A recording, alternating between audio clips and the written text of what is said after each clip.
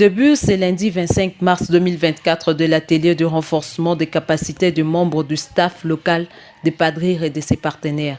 Le cadre est choisi, la salle du restaurant de l'hôtel Métropole du Kasaï dans la commune de la Kanchi. Il est axé sur la construction de l'approche d'animation du dispositif d'accompagnement entrepreneurial. Alfred Belatomo, l'un des formateurs venus du Cameroun et président de la délégation, a dit merci au gouvernement de la RDC pour avoir autorisé cet échange d'expériences.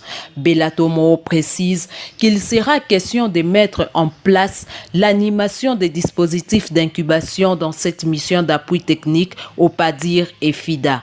Alfred Belatomo est au micro de Jean-Victor Ngeleka. On dit que nous tenons à remercier le gouvernement de la République de la RDC d'avoir accepté ce cadre de coopération sud-sud si cher au FIDA, que le FIDA veut développer en termes d'échange d'expériences, de certaines réussites qui se sont déjà déroulées dans l'espace FIDA en Afrique de l'Ouest et du Centre. Et c'est dans ce cadre-là que l'initiative de projet OPA Jeune a été développée pendant 9 ans au Cameroun. Et fort de cette expérience, la République démocratique du Congo a bien voulu, à travers le FIDA, a bien voulu solliciter notre petite expertise pour venir réaliser une mission d'échange d'expérience avec le projet Padrir du Congo. Il s'agit là, n'est-ce pas, de venir accompagner le projet Padrir à finaliser sur la base des réalisations locales, parce qu'il faut dire qu'il y a déjà un savoir-faire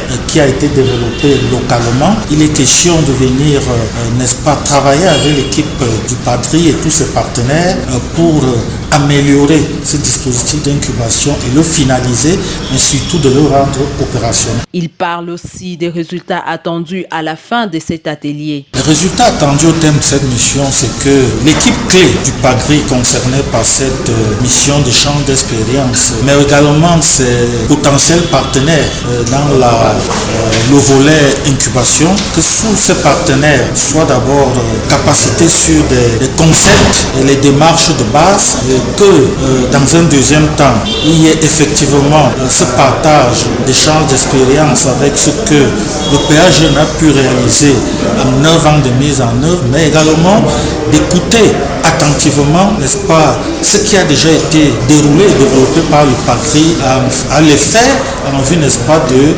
construire un modèle d'incubation approprié et qui sera efficace pour la RDC et pour le Padrir. Au cours de cette première journée, les participants se sont penchés sur la promotion de l'entrepreneuriat.